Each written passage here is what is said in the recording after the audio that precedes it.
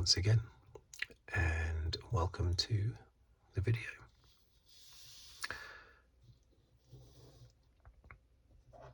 This one, continuing my look at every Grand Prix, Formula One Grand Prix, and the 2023 season championship. Just a fan's perspective. I don't go into detail. I've been a fan for many years, a number of decades,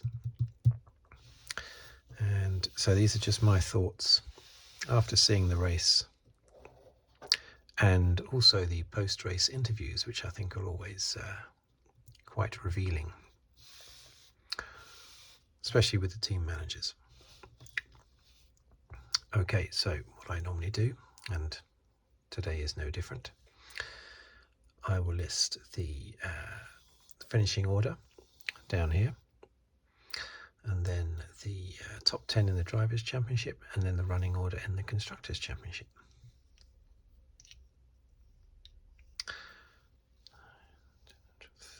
Was it round 13? I think it was round 13, wasn't it? Was it round 13? I think it's round 13. Yeah, because Verstappen has just won 9 on the trot, and he had 2 wins before that. Perez had 2 wins before that. Yes, so it must be 13. Okay.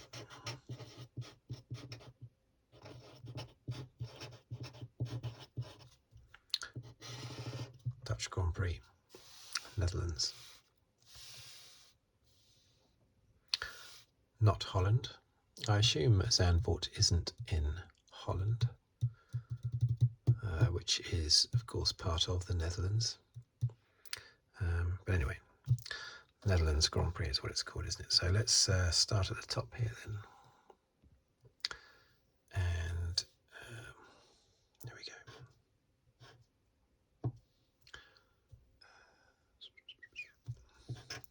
Don't know why I had to think about that. Verstappen, Alonso,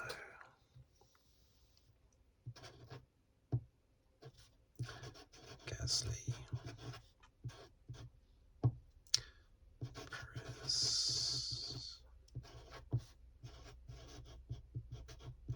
Sainz, Hamilton,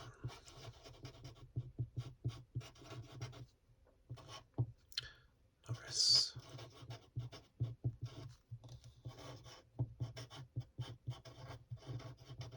Albon.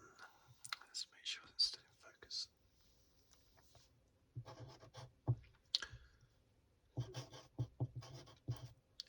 Piastri, Ocon, Stroll,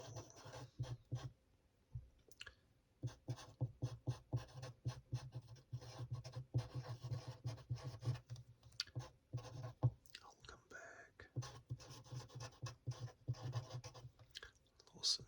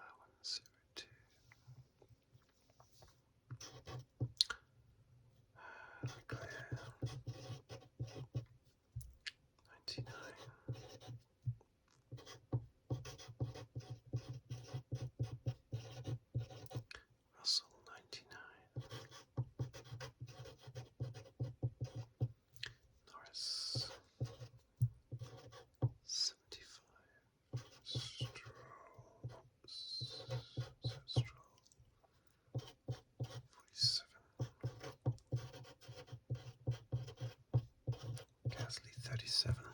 Okay, so now the constructors. Still in focus, I hope. It's a bit dark because of the time I'm doing this video, but hopefully it's not too dark.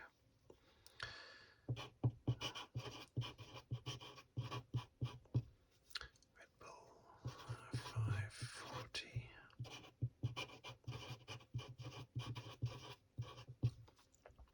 Mercedes 255.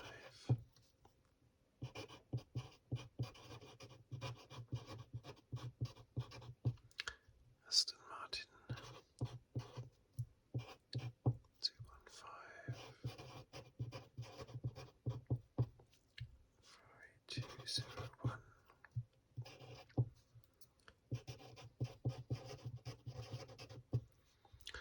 McLaren 111.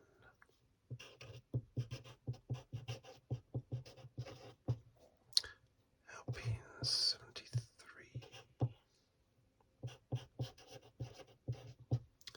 Yes. Oh, hang on. Deary me. Williams 15. 8th. Yes. 9th.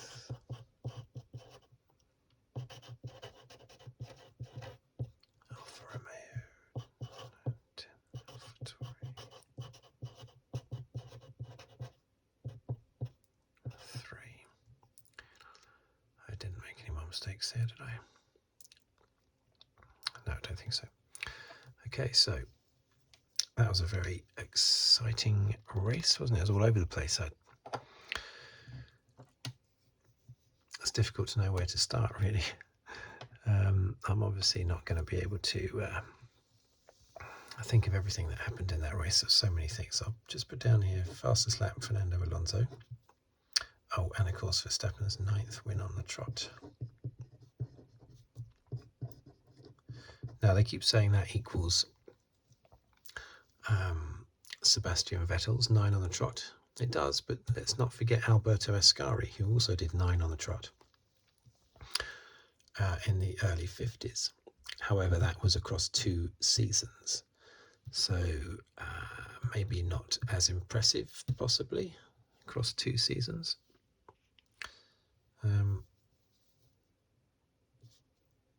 But yeah, that's 3 of them all. That's 3 of them now on 9 wins on the trot, and amazingly 2 of them for Red Bull.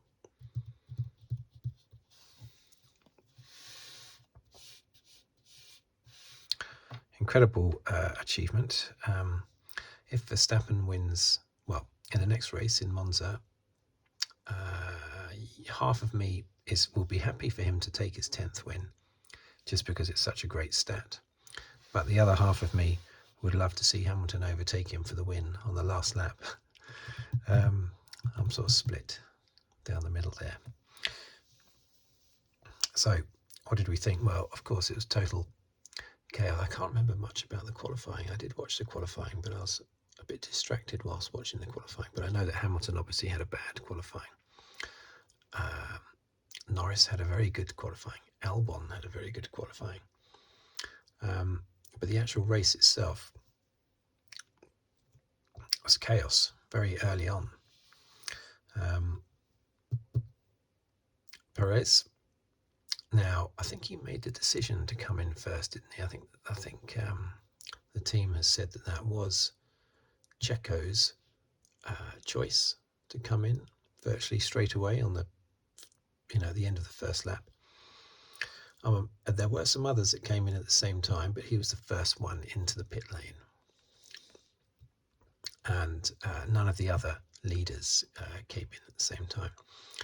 So when it started chucking it down with rain, it's very strange how some stayed out. There's quite a few of them that stayed out. Hamilton stayed out, Russell stayed out, Norris, Albon. There was more as well. But of course, the longer you stay out, the less time you're giving yourself to come in, and you can't really come in then. There comes a point where you've missed the window basically to come in. And that was maybe the case with Albon, because Albon stayed out and went through that whole wet period of 10 laps or so, sopping wet, chucking it down with rain. And he was doing it on slicks, which was a fantastic performance.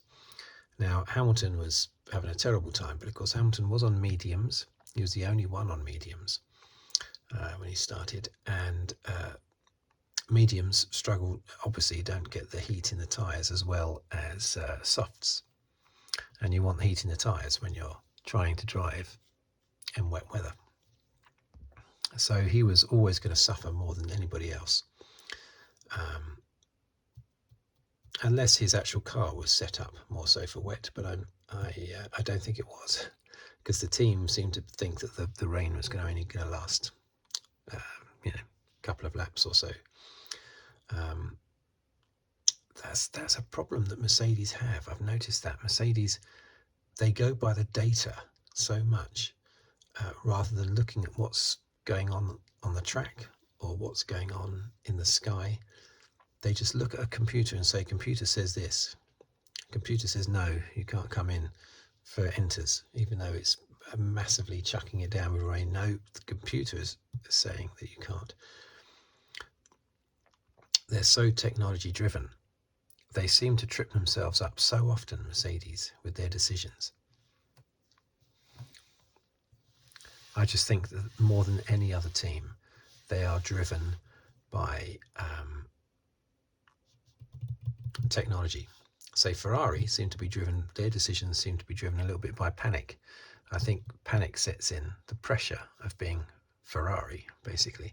And that's why Ferrari have a history of making bad decisions. I think with Mercedes, it's down to technology and only ever trusting technology and nothing else. I think they need to break away from that. But it's a fantastic start by Fernando Alonso, of course, up from 5th to 3rd in like a couple of corners. He was on fire. He was fantastic today. It's great to watch. It really is. The most experienced driver ever in Formula One. 22 years after he made his debut. And he's so chilled out and relaxed. That helps, of course. If you're chilled out and relaxed, there's no pressure. So if you're chilled out and relaxed, you're going to drive a lot better. It's only natural, but what a fantastic race he put in. Of course, eventually finishing 2nd, despite having a bad pit stop as well. One of his many pit stops. But yeah, Hamilton has kept out way too long. It's just strange how they trust totally to technology and nothing else. Russell, of course, was kept out even longer, I think. I think Russell eventually came in for inters after Hamilton even. Norris was around about the same time as well. He was 2nd on the grid, Norris. That was ruined. After the race, Hamilton said that he reckoned they had a car to challenge Redbull for the win. This track, according to Russell, apparently suiting them more than most other tracks. So it's a wasted opportunity.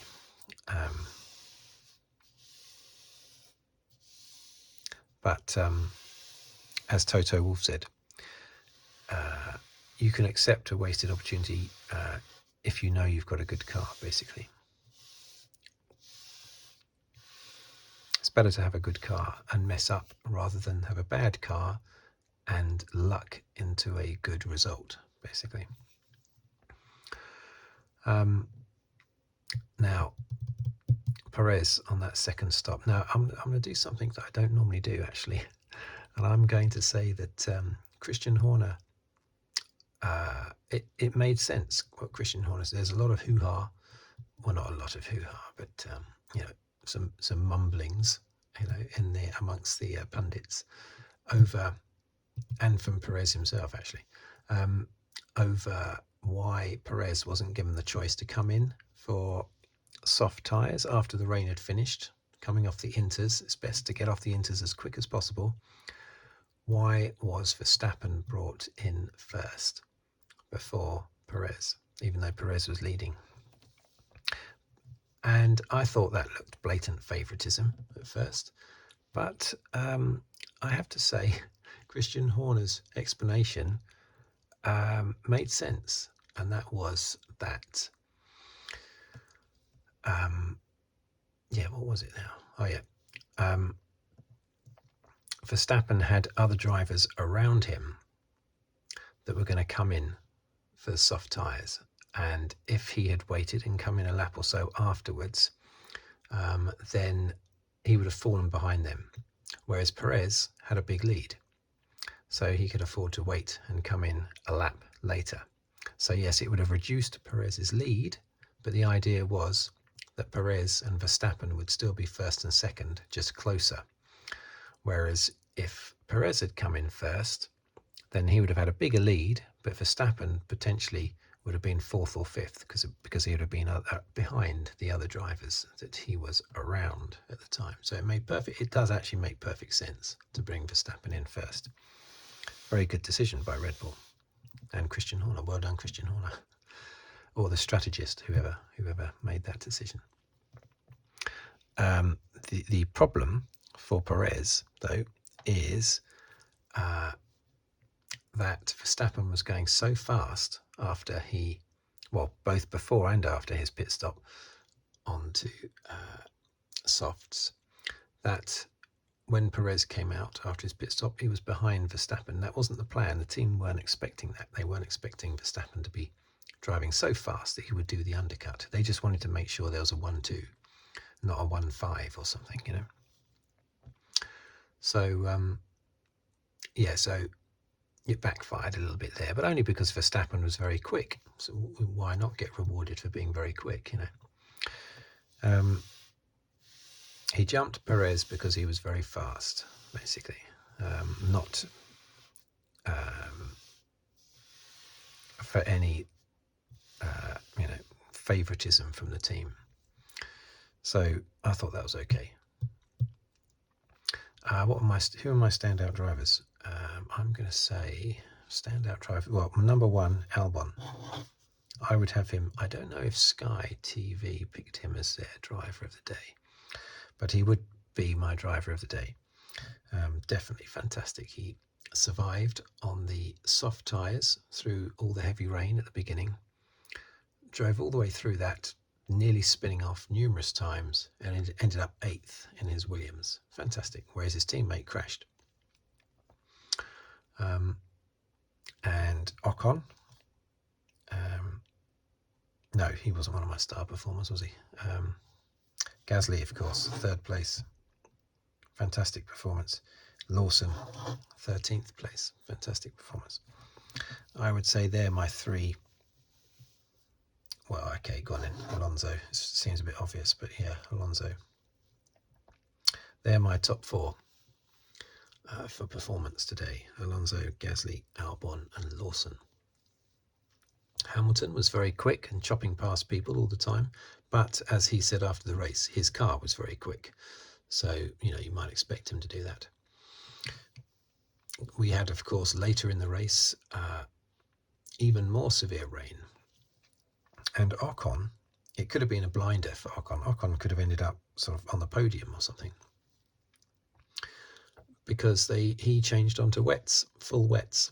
Everybody else changed onto inters, and it rained heavier and heavier, which made it look like Ocon's decision was absolutely the best one.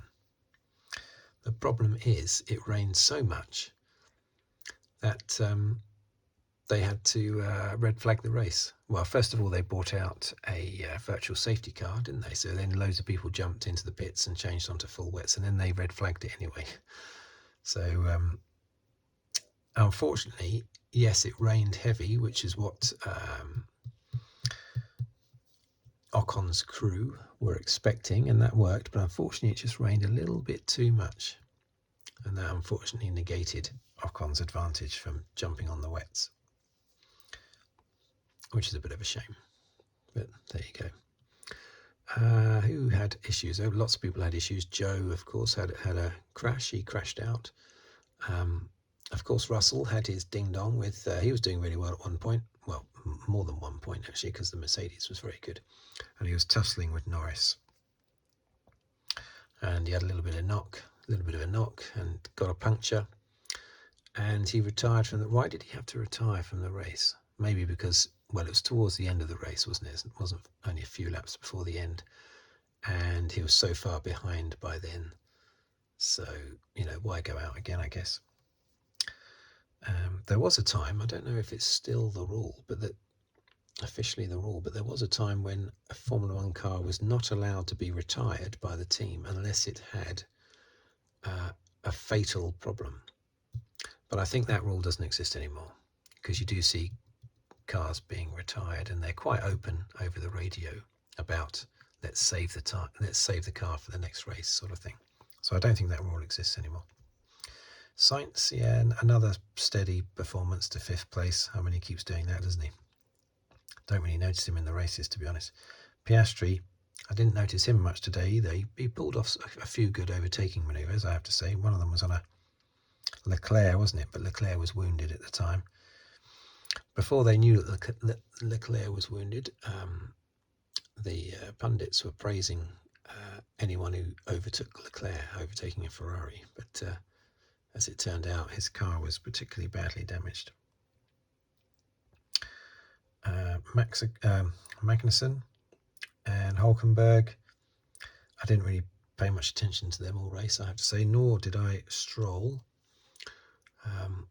He had some good races earlier in the season, and I had sort of changed my mind on him, but now he seems to have gone slack again. You compare him to Alonso. I mean, Alonso is a double world champion, of course, and has won 32 races. Stroll hasn't won any races. So I don't think he should beat himself up too much, but still it is demoralising for him to be constantly punched by Alonso in every race, especially with his dad owning the team. Because the more bad performances, or bad results, I should say, that Stroll has, the more people will once again start to look at it and think that he's only there out of sort of nepotism. Nepotism's the right word, isn't it? Yeah. Because his dad owns the team, or most of the team, or a big part of the team. I have heard actually that Stroll is starting to make comments about possibly wanting to retire and become, what was it, a professional, a professional golfer or something, was it? No, ice hockey. He's Canadian, so it must be ice hockey, something like that, wasn't it? He's thinking of doing another sport professionally. Was it tennis, maybe? I think that'd be a shame, but understandable, because he's just being beaten down constantly by Alonso all the time. So in the championship, yeah,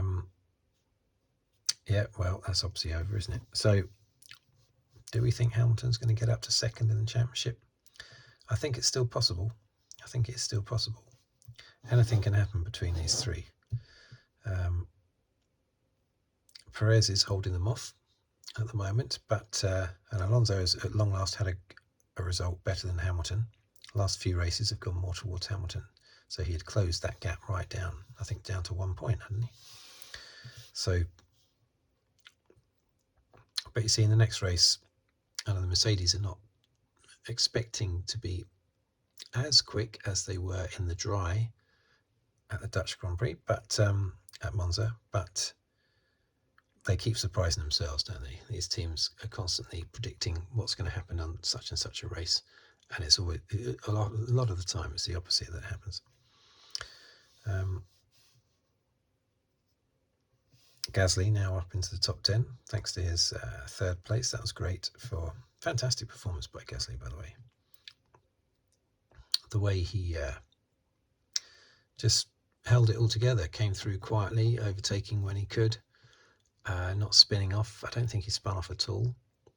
Fantastic performance, how he managed to slip in there for 3rd. Yes, Perez did have a 5-second penalty at the end to drop him behind Gasly, but Gasly had a 5-second penalty earlier in the race, so that was quits there. And Lawson, fantastic, beating Tsunoda out of the points, but great stand-in performance from Lawson for Ricciardo, and he is going to be racing at Monza.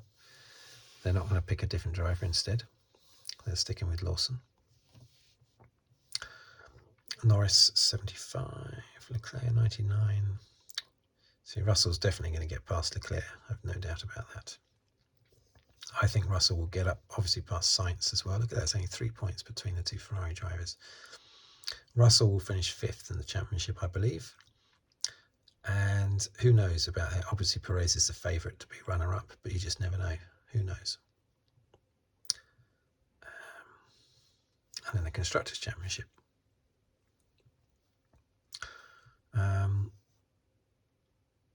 Yeah, I do think Mercedes will finish 2nd. It's despite Alonso's great performance at this Grand Prix. I do believe that Mercedes will hang on for 2nd.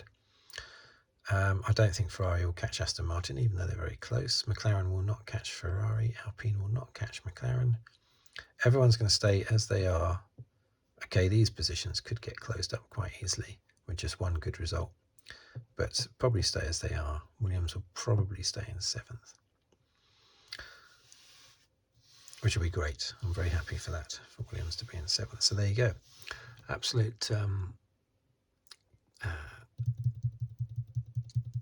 chaotic race. Is there anything else I've forgotten to mention? Well, there's probably loads of things I've forgotten to mention, but that's where I'm going to end the video anyway. So next race is Monza, and I should be back to my normal release on a Monday, the Monday after the Grand Prix for that one. We'll see what happens. As I say, 50% of me would like to see Verstappen get that 10th win. He deserves it, and it's a great stat to have, rather than have 3 tied on 9. I'd always rather have 1 out front, with whatever the statistic is. Always good to have 1 out front, even though I'm not a Verstappen fan at all. But half of me wants him to get it, and because I'm not a Verstappen fan, the other half of me wants him to not retire. I'd hate to see him get a puncture like on the last lap and not get the 10th win for that reason, but I'd want it to be done on performance by another driver and car. So I'd like, particularly Hamilton, I'd like to see him do it, simply because of past events that I keep being told I shouldn't talk about. So there you have it. We'll see what happens in Italy.